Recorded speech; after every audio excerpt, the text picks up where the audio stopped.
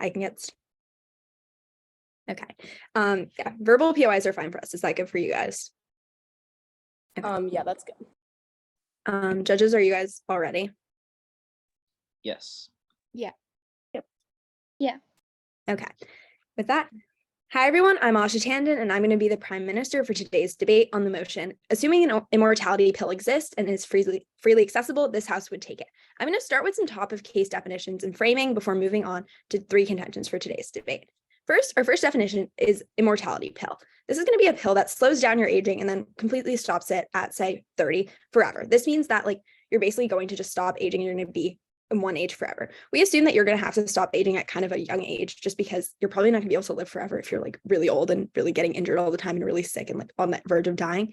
Then we also are going to say it's probably true that you can still get injured or get sick. You're not completely immune to everything. But when that happens, rather than dying from cancer, you'll just eventually heal and get better because that's going to allow you to be immortal.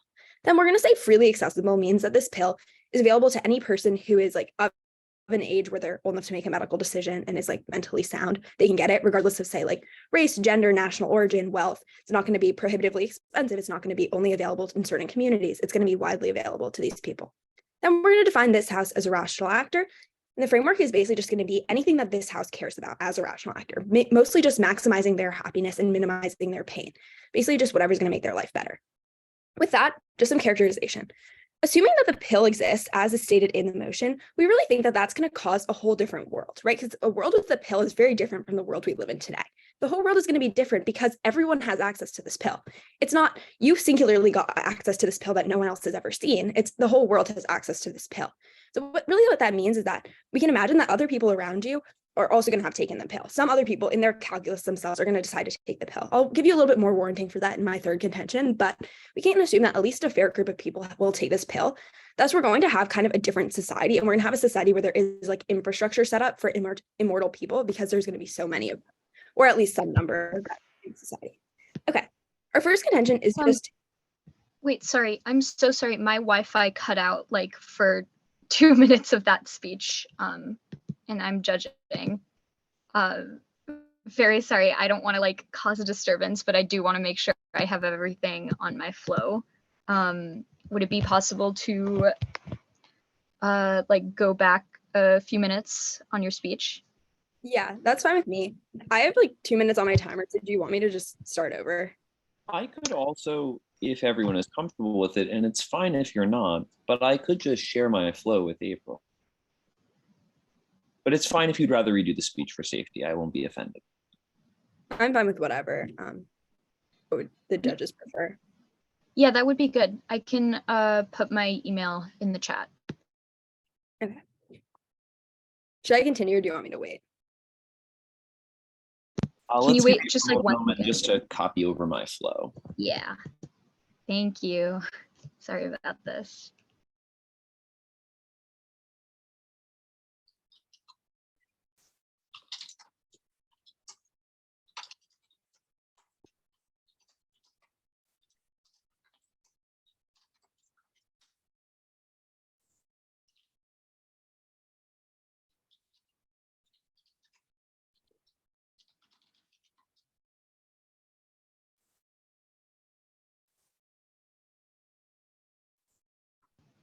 Did you send it?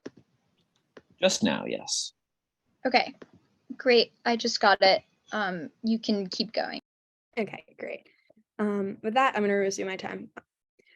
Okay, yeah. Our first contention is on infinitely more happiness. There's going to be 4 subpoints on this contention, and the first one is just more time to be happy. This is a pretty intuitive point, but first some characterization. In general, most people are mostly happy throughout their lives. Most people consider their lives to be mostly good, right? This is the reason that most people don't commit suicide. That's because most people enjoy their lives on the net.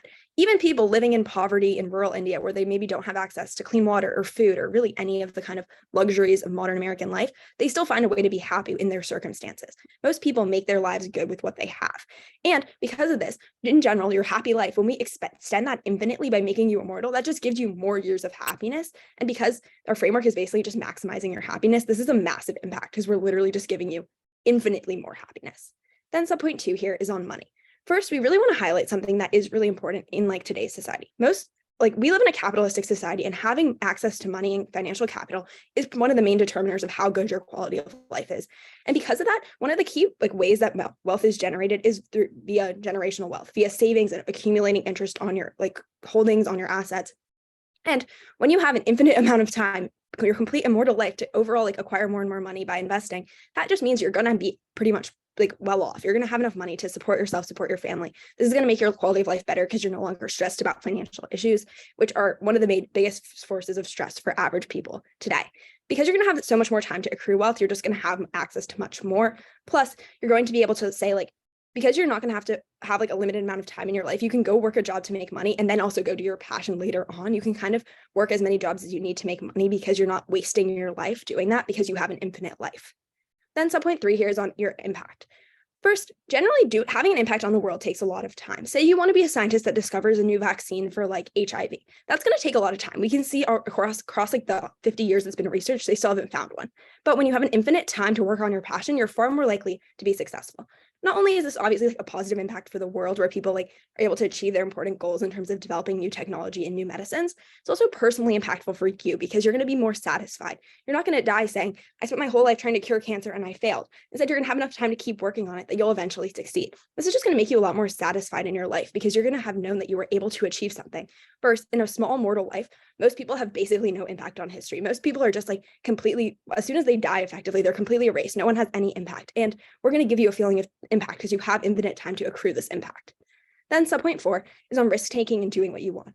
Generally, people are pretty afraid of death. That's why most people don't want to say, go bungee jumping. But you're no longer going to have this fear element. Like this means you're just going to be able to enjoy life more. You're never going to get on a roller coaster and say, this is a little scary. What if I die? You just go. That's just going to overall give you a better quality of life day to day because you're no longer fearing your death and you're just more focused on living in the present, doing things that are fun without fear. Okay. Intention 2 is infinitely less pain. Subpoint 1 here is that you're not going to have to worry about death anymore. In the status quo, most people are really scared to die.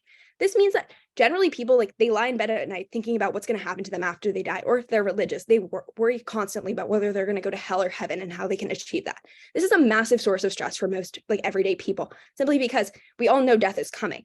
But we completely, and having this fear prevents you from doing things that they love because you're basically just kind of stressed about this in the back of your head and it gives you an overall worse quality of life. But we completely remove this fear. We make it so you no longer have to think, what's going to happen after I die? Because you're never going to die. We make you no longer have to have this like constant cloud looming over your life that kind of, especially as someone gets older, this gets worse. And as like, say you have like you're 80 and you know you're on your deathbed, we prevent that ever from happening. We prevent you from having to think about what's going to happen as you die. And we make you live more in the moment. Then also, because the vast majority of the world is religious, probably around like 90+% of people, we make it so you no longer have to fear getting like trying to get into heaven, trying to go to hell, or try not to go to hell. We make you no longer have to worry about like whatever your religious conception of the afterlife is, because most of them do have some sort of punish aspect. And that can be really stressful, especially for people, say like you're a member of the LGBTQ community living in a conservative Christian like environment and you believe in the church. That's a really big source of stress in your life, is knowing that the church thinks you're going to hell.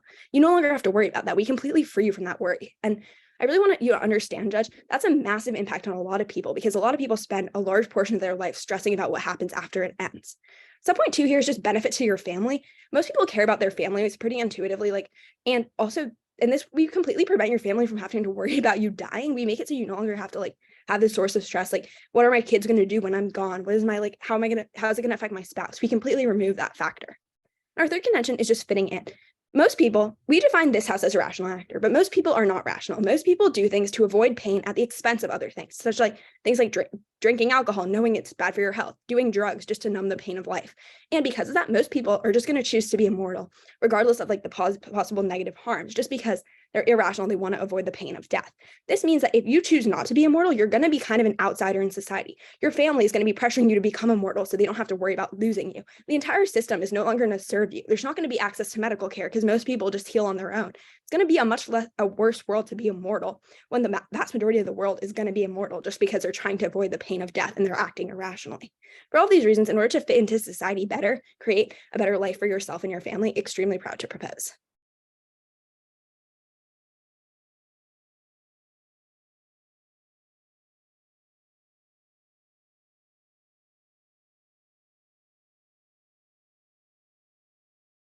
Okay, so if everyone's ready, judge is ready, opponent's ready, I'm gonna start my speech. I have 8 minutes with 30-second grace period. My time starts now. Okay, so I'm just gonna start with some topic case stuff. We generally agree with what the Gov has introduced as the framework. So yeah, there's like no notes there. So now I'm just gonna get into our contentions and then start with the Gov's case with any extra time. Okay, so we have 3 contentions here. So I'm just gonna start with our first one. So our first one is loss of resources. So assuming with the frameworks that the government has like laid out, the majority of the people in the world will take this pill, and like so will their families. Their entire C3 is about how there's going to be like an extreme like outside pressure to take the pill, and that will cause people not only like themselves, but also their like general social and like family circles to all have to take this immortality pill. And also another thing I want to like point out is that they said that we will stop aging at 30 years specifically, which I think is a really interesting age because 30 is the age when people are like generally fit to have children. People have like 30 is like the most common age probably when people have children or around that area. So that means that people will be able to have kids for years and years of their life.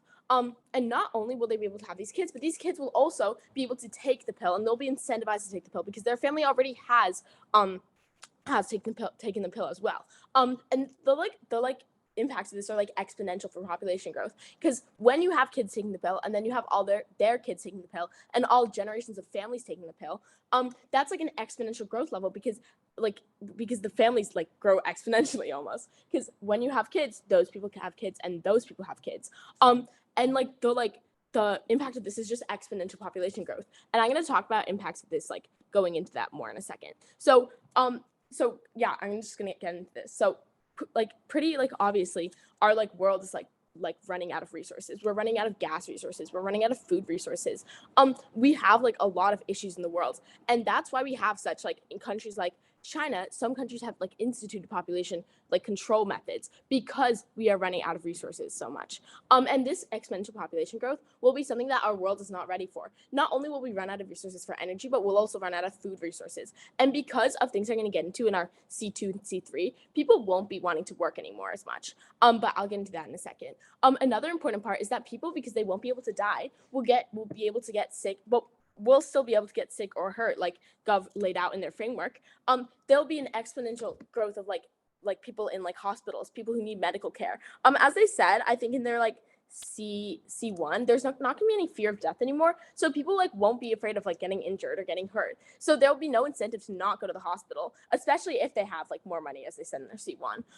So that means that we'll be overwhelmed with medical issues, and we'll be over our hospitals, and doctors will be essentially overwhelmed by all these people, which is just going to be another resource that we're going to run out of. So I'm going to get into our C2 now. And this is loss of emotional meaning. So even if you take everything the Gov says about pressure and how people will want to be taking this pill, there'll still be a great amount of people who won't want to take the pill just because of a lot of reasons. And not everyone in the world is going to take the pill. So that's going to mean that there's an inevitable death of friends and family for everyone in the world here. And then this also means that's just going to be a big emotional damage. So everyone who's taking this pill, and that's going to be a big and so getting back more into emotional damage, this is also going to mean a lack of committance to emotional relationships. When you have immortality and when you have all the time in the world to commit to anyone you want, there'll be no incentive to actually commit to a singular person, especially if those people are immortal as well. As you said, your families and friends are all going to be immortal. If those people are immortal as well, there's going to be no incentive to commit to them, as you essentially have all the time in the world to get back together with them. If someone's if you hurt someone's feelings, they have all the time in the world to recover. So you have no incentive to actually nurture relationships with people you love. And going on, yeah. Wouldn't you say that having good loving relationships provides a tangible benefit to people beyond just wanting to do it, so they would still want to fix their relationships because it makes them happy to have good relationships? It does make them happy to have good relationships for on the short term, but I'm going to get into this in our C3, but that's actually not true in the long term. In the long term, people will the actual effect of these relationships will wear off, because people and relationships are not made to be living millions and millions of years. They're made to be living for a lifetime, and that's why people are have happiness in their relationships. So okay, going on. Sorry.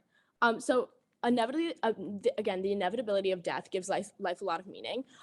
We have so many tropes in like the media, especially where we have like people who are dying, and that is why they are like that's why they get into relationships. That's why they like have such like an emotional like life and like have such like meaning in the things that they are doing. Like people like at the end of their lives always try to do like as much as possible, and that is because those things have for like a greater meaning when people are dying and when that is like the last thing that they can do. So like they talked like a lot about in their C1 about how like can you shut that off? Sorry. How like this will cause infinitely like more happiness, but as we're going to talk about in our C3, that is just not true, because like you are not that like happiness will like eventually run out.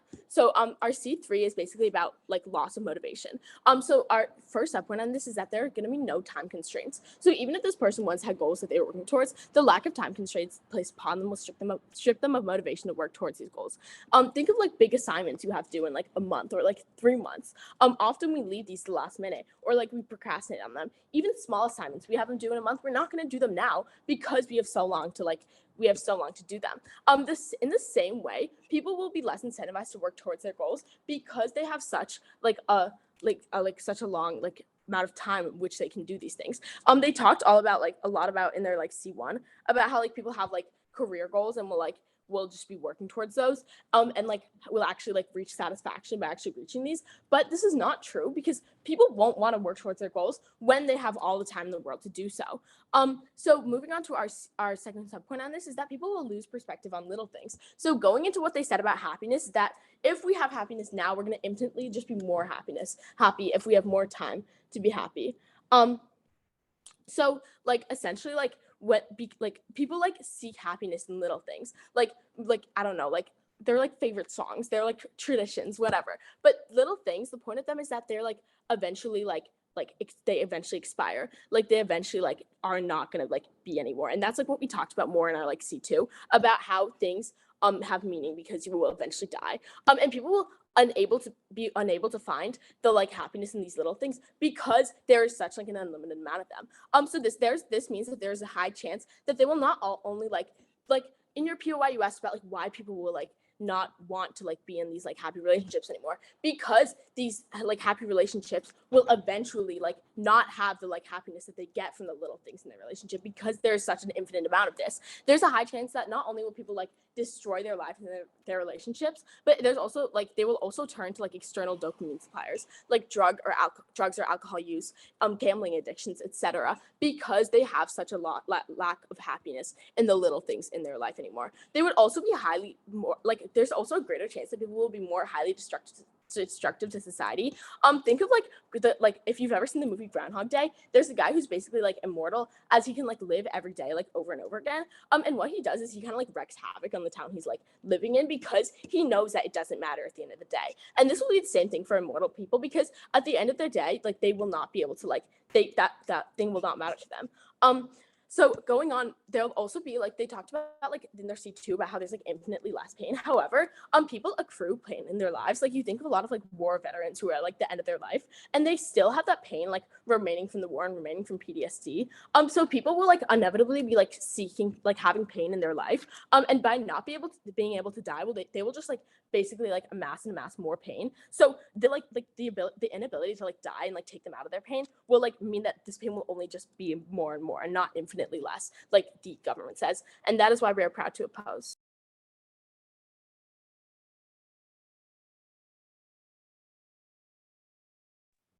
Okay, is everybody ready? If everybody's ready, I'll give a quick off-time roadmap, if that's okay, and then I'll begin. Going to start on op case refutations and then move to gov case. I'll begin my time now. We think that op loses this round when they conflate things having meaning with things being short-term and fleeting. We think this is a fundamental misunderstanding of how the world around us works. We think people are able to find beauty in mountains, for example, that have existed for thousands of years. We think people are able to find new small things that are going to bring meaning and joy into their lives. At the point at which op mischaracterizes what brings people happiness, so proud to propose. Starting op case on their first contention about a loss of resources. 2 layers of refutation here. Firstly, we want to point out that this entire contention is non-unique. It happens symmetrically on both sides of the House. Why is this true? Because the world stays the same. The motion tells us that an immortality pill exists and is freely accessible. The choice of this House is whether or not to take the pill, not whether or not that world is a good thing. This means that the world that OP envisions in their case, what they're characterizing for you, happens on both sides. Your decision is whether you as an individual are going to be like fitting in with the system that's already created, or if you're going to like go against that system, right? Most people are probably going to take this pill on both sides of the House. This is key characterization that Asha gives you that OP concedes to. So this is just about if you living in the world are going to choose to take the pill or not. At this point, you can pretty much wash out this entire contention because it has no impact. The quality of the world stays the same on both sides. After I finish this refutation, sorry. But our second layer of refutation here is why the world that OP characterizes for us, where like we lose resources and we have massive overpopulation, is probably not going to happen. You get two responses here. Okay, they warn out to us that you're going to get like mass overpopulation because more people are going to have children. But the problem here is that they're missing a key part of their link chain. They say that if people are frozen at the age of 30, they are physically able to have more children. This is true. Yes, people are going to be physically able to have children for a much longer period of time. But we would argue that the same thing exists in status quo. From the ages of probably like your 20s to your 40s, you're able to have children. Yet you don't see that people are having children every 9 months. Why? Because people don't like generally think that it's more rewarding to like have their efforts to be emotionally attached to like a select number of people, typically a smaller number. Like I'd say like the average number of children to have is probably somewhere around 2 to 3. Most people, even though they can have more children, choose to stop at that point. And OP doesn't give you any warranting as to why in Gov world people are likely to continue having more children. We agree that they're able to do so, but that's not a valid warranting as to why that's actually going to happen. Okay. And then the second response here on this point of like overpopulation and running out of resources in general, we think that you're probably less likely to have these pressing issues. Note that you have problems like this in the status quo already. Why aren't these problems solved? Because people know that they're probably going to die before the problems really take hold. Like, why have we not solved the issue of climate change, even though it's probably something that could easily be done? Because the people in charge, like typically older politicians, know that they're going to die before they actually have to feel the effects of climate change. Comparatively, if people know that they actually have to solve problems, they're going to be more likely to try to find a solution. If everyone knows that they're immortal, they're not going to be likely to try to say like have a world where there's overpopulation and people are running out of resources. This is going to lead them to find new solutions, to build more housing, to like even on a larger scale, try to explore like habitable planets elsewhere. Regardless, this doesn't really matter in the round because one person's individual actions don't affect this. You can wash out this contention at that point too. Same thing applies to their second contention about losing jobs. Again, like the economic impacts of this plan aren't really relevant here. Look to the framework that Asha gives you top of case, where she tells you that what we're talking about is primarily impacts to the individual. We tell you that this happens symmetrically on both sides of the house. Okay, but even so, what does OP tell you? They tell you people are not going to be afraid of being hurt and hospitals are going to be overwhelmed. We think that OP fails to interact with the warranting that Asha gives you elsewhere in her case, which is that most people are going to be at least like fairly averse to pain. People are going to be more willing to take risks. Yes, this is something that we're willing to concede, but it's also probably going to happen within a reasonable framework because people don't enjoy feeling that much pain, even if they know that they're going to recover. This means we probably think that you get an increase in people who are willing to take risks. Yes, but it's not going to be to the extent that hospitals are going to be massively overwhelmed. But we think that even if you do buy that hospitals are going to be overwhelmed, we think that like fewer people need to go to hospitals to die because that's not going to be something that happens. So it's going to like cancel out either way. Okay. On their kind of third contention about loss of emotional meaning. They argue that you're going to have the inevitable death of friends and family. We think that most people are probably going to take the pill, so this isn't going to be something that happens. Look to the warranting that Asha gives you in her speech as to why people want to take pills. Most rational and irrational actors are going to make this decision. Death happens on both sides of the house. Loss is always going to be a part of life. We think you probably see less death of your friends and family on our side of the house because more people are taking the pills. On this contention about commitment to long-term relationships, we think that we can actually turn this argument to the gov. Why? We think that people have incentive to nurture their relationships on both sides of the house. Look to what Asha tells you in her POI, which is that relationships will bring you joy. But we think that comparatively, you're more likely to invest more in your relationships if you know that the relationship is more long-term, that you're going to be committed to this person for a longer period of time. You probably want to have a higher commitment in your relationship. This is why, for example, people are putting more effort into a marriage than in a 2-week, than they are into like a 2-week fling, because they know that the marriage has more of a long-term impact.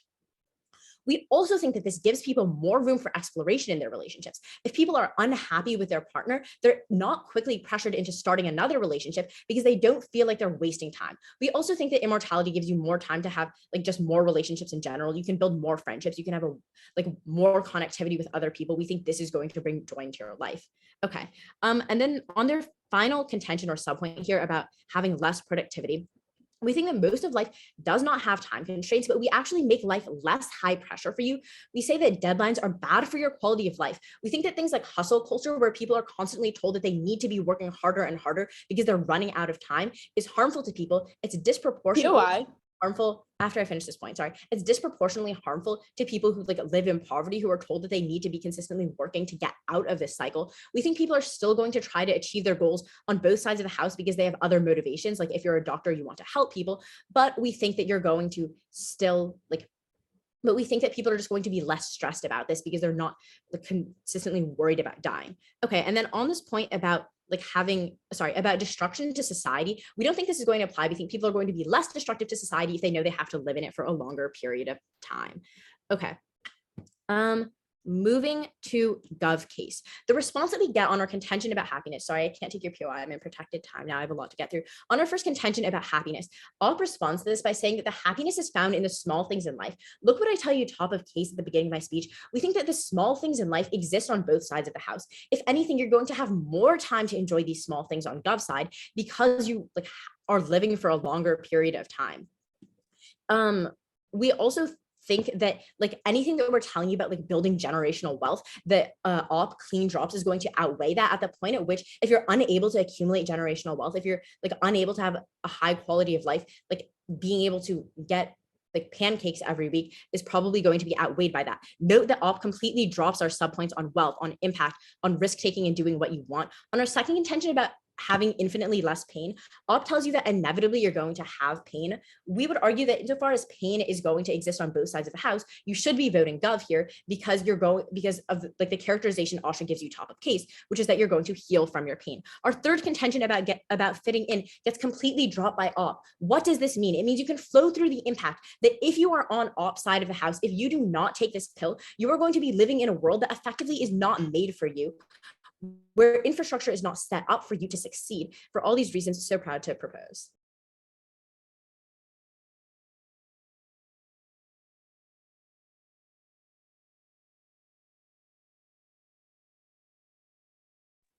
Okay.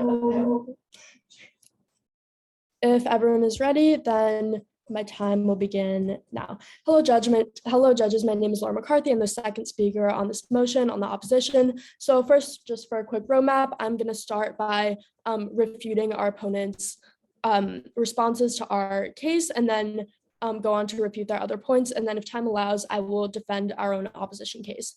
So the first thing I want to stress on is that in the beginning of the government speech, they said that people can still get injured and sick, but they will just heal and get better. And my partner said that there will be all this overpopulation in hospitals if in response to their points about risk taking. And they said that, oh, well, people will still take risks, but just not to a crazy extent. But this is already seen in the opposition world. People still take risks, but not to crazy extents. So what is the actual impact of just taking the same amount of risks in the government world? There's literally no difference. And then their first contention, yeah. Yeah, so because the motion says, assuming an immortality exists, this house would take it, wouldn't one individual taking the pill not really affect the amount of societal overpopulation or the amount of people in hospitals? It's really only one person's decision, not this massive societal impact. But I think in my opponent's speeches, they said that a lot of people would be motivated to take these pills, and like almost the whole world would be taking these pills. But if the whole world isn't actually taking like significant risks for like the betterment of society in the world, then there's actually no like real benefits in that aspect. And there's no like actual like difference between the opposition and government world in that aspect. So continuing on their first contention about like more happiness, they said there would be like more wealth, your quality of life would be better, but they're completely like ignoring all these social and economic problems. Like wealth would not matter because there's a confined and limited space on Earth. And although they said that like people would be motivated to like fix the world because they would be still like alive billions of years after, this is just not a realistic way of like looking at humans. Humans don't have these magical brains to just fix like huge problems like climate change and just inevitable like natural disasters. They like some of those things just are not fixable, and our world is already running out of resources and is not ready for this exponential overpopulation. And like, yeah. But wouldn't you agree that this overpopulation is going to happen on both sides of the house, regardless of the actions of one individual actor? No, because in the government world, there's so much more overpopulation because as you guys said, 30 is the age like when people would be taking this pill, and people are having like, so people would just be having lots and lots of children, and they would be able to have kids for the rest of their life, and the kids will be incentivized to take it too. So there would just be like billions and billions of people adding on into the world, but we only have like a confined space in the world. So there would just be extreme overpopulation. Like you have to live in the world with overpopulation in the gov world, which is just a complete worse quality of life that they're ignoring. And they said like their whole thing about like having more time, more years means more happiness. There's not really any warranting on this, whereas we have warranted out throughout our case that there would be a huge loss of emotional meaning. Not everyone, first of all, not everyone would be able to take this pill like due to religious or ethical reasons. There would be lots of emotional damage for everyone taking the pill. And like in the past, we have seen famous philosophers like Aristotle, like they have reasoned out how like how knowing you live on Earth for a certain amount of time motivates you to actually make the most of your life. And this is what motivates people to like actually make positive change for themselves and for the world. Their second contention about like infinitely less pain. They said like people, especially religious people, are very worried about like what will happen when they die, which prevents them from doing things they love. Two things for this, like in the government world, we will just see a complete like loss of a community, and like religious communities especially, because if religious people will have no like motivation or will have no sense of community together, there will be actually no like moral standards that people live by. And as they conceded, like almost all of the world has some kind of religious or like moral beliefs. So all of that will just completely be wiped out in the government world. This just flows to op pretty much. And then, so moving on to their like second speech, they said that like people will be able to find new like things that bring meaning into their lives. I think I already touched on this, but like people will lose like complete motivation. This is not like a realistic way of looking at it. Also, their response to our first contention was that it's like non-unique because the world stays the same. And like the world we create like probably isn't going to happen. But they still concede that people are going to be able to have lots of children. So clearly there's going to be so much more overpopulation in the government world than like in the status quo in the opposition world. Yeah. How is one person taking one pill going to lead to so much more overpopulation? Because again, the pill exists in both worlds. The question is whether you take it. Because you have to live in this world, in the gov world forever. And the response to like our point about like emotional loss and like the loss of like little things, we're talking about like fleeting things. Like think of a rainbow. It's only good because it doesn't happen all the time. If you're living for an infinite amount of time, you'll eventually just run out of this like inevitability. All like motivation, all loss, all human connections will just like completely lose their meaning. And they say that like, oh well, you'll be able to have like more relationships, but more relationships doesn't actually mean more connection. There's like no warranting there's just no warranting with this. They say that like the law, like loss is always going to be part of life, but less in the government because more people like are going to want to take the pills, but not everyone is going to be like wanting to take the pills. And there's still going to be so much like emotional loss as I have touched on. And they say that like hustle culture is like bad and harmful to people who live in poverty, but people will still try to like achieve their goals and be less stressed like about worrying and dying. But hustle culture, as we see in the status quo, is what motivates so many like famous people, especially people like out of poverty, to like rise to success. Like so many immigrants, like so many low income people, they like hustle culture is like a crucial part of their life. If people are just living forever, there's literally no motivation for them to like do anything good for themselves, and like there'll just be a huge emotional loss. Also, how will the effects of overpopulation not be felt like if people aren't like working towards anything? And their thing about like pain and how there's going to be like infinitely less pain.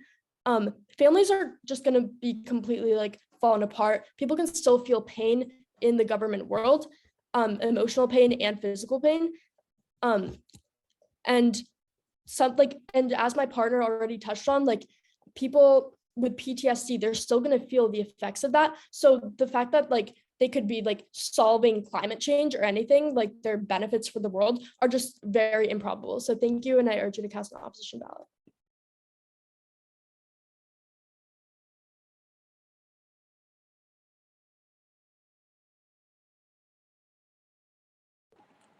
Okay. Sorry. Okay. If everyone's ready, I'm gonna get into my second speech. I have 4 minutes with a 30-second grace period, and my time starts now. Okay. So I'm gonna get into, I think, what the three main clashes in this debate have been. So the first one is like the thing about like overpopulation and like what is the world that you are going to be living in this gov world where you're living forever. Second of all is your like relationships, and third is in your like happiness. So let's start with a like whole overpopulation thing. As like I've like warranted out and Laura warranted out more in her speech, like there's like a guarantee that the world you are living in like 100 years, 200 years is gonna like generally be a world that's like not as good as right now because of this amount of overpopulation. All op says this is that like it's non-unique because like in like an or gov says this is non-unique because like in an op world, like I guess you wouldn't be able to solve this, but we are talking about the experience of this house, this person taking the pill and knowing that there's going to be this factor of overpopulation is like a choice you are making. And that's what Laura says. That's why we are taking this into account, because as we already stated, the effects of overpopulation are still going to affect you in the gov world versus like where in an op world you won't have to live forever with this world.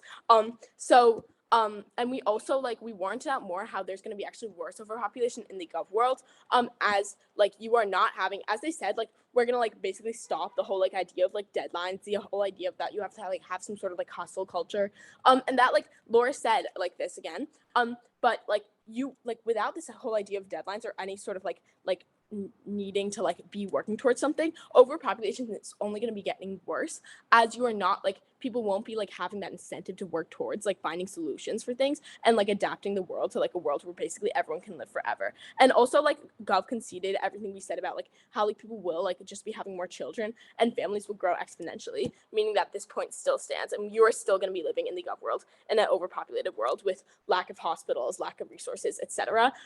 Despite which also Laura I think related this too, but despite gov's like, impacts of like having like wealth, having money, and how that's gonna like actually be like minimized because you have such a loss of resources and such like a abundance of people in relation to that.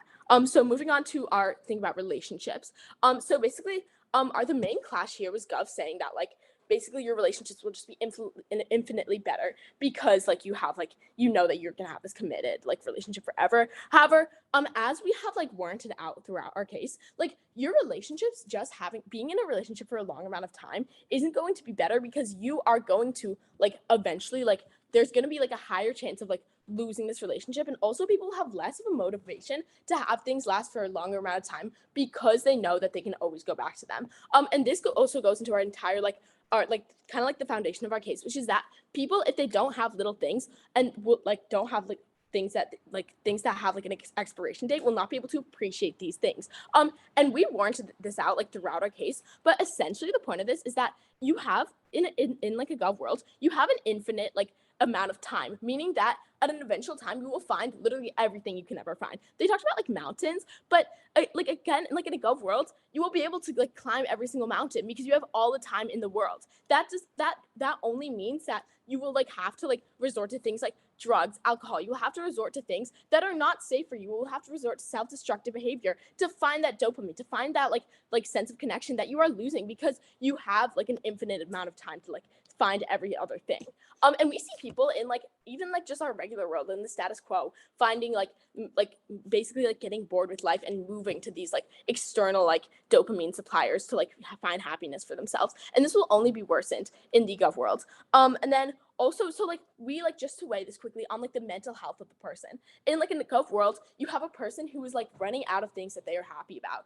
Even if they have some relationships, like again, we already warranted out as to why people will be turning to self-destruct, like will be like self-destructive in the gov world, and they're less likely to actually want to nurture these long-term relationships.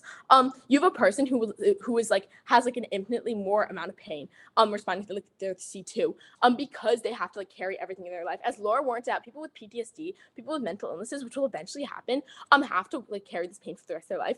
And essentially what we are saying is that in a gov world, you cannot just be healed. You will carry everything in your life for an infinite amount of time, and eventually you will be feeling like drastic mental health effects besides like failing worlds around you. Thank you. That is why we're proud to oppose the resolution. Okay. Sorry, this is going to be a little fast because there's a lot of content. Just let me know if it's too fast. Okay. Op completely loses this debate when they fail to understand that the gov and op worlds are literally completely the same. Tons of immortal people exist. Overpopulation either exists or it doesn't exist. The only question we're determining is whether you as an individual should take this pill and live in this world. And we tell you that you should because it's going to make you happier under the framework we determined at the very beginning of this debate, which is maximizing your happiness. With that, I'm going to start by responding to some of the new stuff that was mentioned in MO before moving on to weighing out the debate. First, they make this point that is like, oh, you're going to just turn to drugs and alcohol because you've done everything else.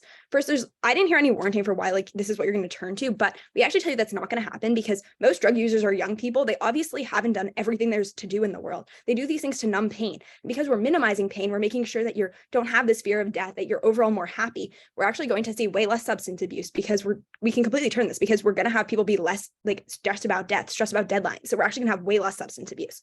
Also, they don't even tell us why substance abuse is bad because like why is drinking bad if you can't have a negative health impact on you because you're literally immortal? That's also never warranted. So even if you don't buy the turn, it literally has no impact. Then also they tell you that like wealth doesn't matter because there's limited space on Earth. Well, in the status quo, there's limited space on Earth. Still better to be a billionaire than to be living in poverty. Wealth still matters. They also tell you humans can't fix everything.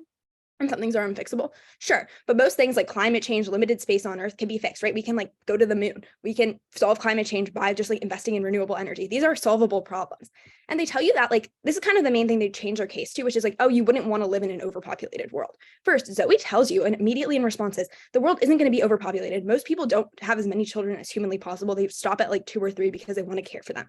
Plus, people aren't going to want to live in an overpopulated world. So they won't overpopulate the world, right? Because like people intuitively understand they're going to have to live in that world forever. So they want to make it a good world. Same thing, they're going to invest in solutions, things like going to Mars in order to ensure that overpopulation doesn't happen, developing new resources, because we tell you, people want to live in a good world. They're going to put way more effort into making a better world when they have to care about the long-term impact because they have to live there forever. They also say like not everyone can take the pill because of religious communities. And then like religious communities are going to go away because there's no hell. We think people are religious for reasons other than just like being scared of going to hell. It's a little bit like inaccurate. They also say like, oh, your PTSD will never heal. From our very definition, like we said that all illnesses will heal eventually. So we can assume the PTSD will heal eventually. Then the main thing they say is that like the main like remaining thing you probably have on your flow, Judge, is that like you're going to have this loss of meaning and motivation in life. This was kind of the strongest point Op gives us throughout the entire round, is that like because life is only about the small things, when you have more time, you won't care. First, Zoe tells you this just isn't true because people find meaning from things not only based on the short-term impact, right? They say like, oh, you find meaning in your favorite song, but I think you find more meaning in, say, like helping a child or like doing something nice for another person or forming a long-term happy relationship or raising a child who's going to live forever and have an amazing life. That's a lot more impactful. Long-term impacts actually are a lot more important than the small things that Op would have you think are the only sources of happiness. We also tell you that like there's not really a ton of warranting that they give you on like why having a shorter life makes you enjoy it more. The only thing they say is like, oh, Aristotle said so, but that's not really warranting. We never really hear why that's true. And we think it's completely not. Having a long life actually gives you more time to experience the joys of life. Then on motivation, they say like, oh, people won't be motivated because they don't have deadlines. In the real world, most things don't have deadlines, right? Like there's no deadline for me to come to the Parley tournament. I come because I want to. People do things because they want to, because they make them feel good, because they have impact. And really, that was one of our key points. People want to have an impact on the world. They'll do things to have a massive impact and help people, not just because there's a deadline. People do things for other reasons than deadlines. Then I want to get to really the like multiple winning ballots that exist for the government in today's debate. First, we give you this analysis in my very first speech on how most people find their lives generally good. That's why most people don't commit suicide. Most people find joy in their lives. Most lives are generally good. And they completely concede this analysis because they never respond to it. So, Judge, you should take it as a given that being alive is generally a good thing. So thus, when we extend being alive infinitely, that's an infinite positive impact on you. That far outweighs any short-term negative impact you might see on like being minorly less motivated, because we literally give you infinitely more joy under our metric of literally providing as much joy as possible. That's our weighing mechanism. We give you infinitely more because they concede that life is good in general. And because I tell you, like, it's not like the world's going to become bad. The world's actually getting better. So we give you infinitely more life in a better world. Then also, they completely like drop our entire convention on fitting in, where we tell you that like, if you choose not to take this pill, you're living in a society where everyone does. So that means you're going to face lots of pressure. You're going to face lots of backlash from people around you. People are going to like generally see you as kind of weird, and you're going to not really fit in with the system. They completely drop this. We can completely win this here because it's going to be a bad life when you're kind of completely othered from society. Then also, on this point about relationships, they try and tell you it's bad for relationships for them to like end in the short term. We can completely win here because Zoe tells you it's actually better for you to have a longer term relationship. You'll put more investment into it, the way people invest more in a marriage than a 2-week like short-term relationship. Same thing, you're gonna have more relationships. You can have more friendships, and friendships are obviously good for you, make you happy. So you can literally have infinitely more friendships.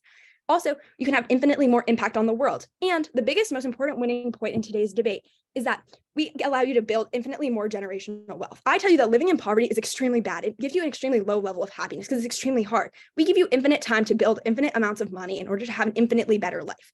In order to capitalize on the opportunity to make your life infinitely better, an infinite future of happiness, extremely, extremely proud to propose. And we are allow you to overall just have a better life. Thank you.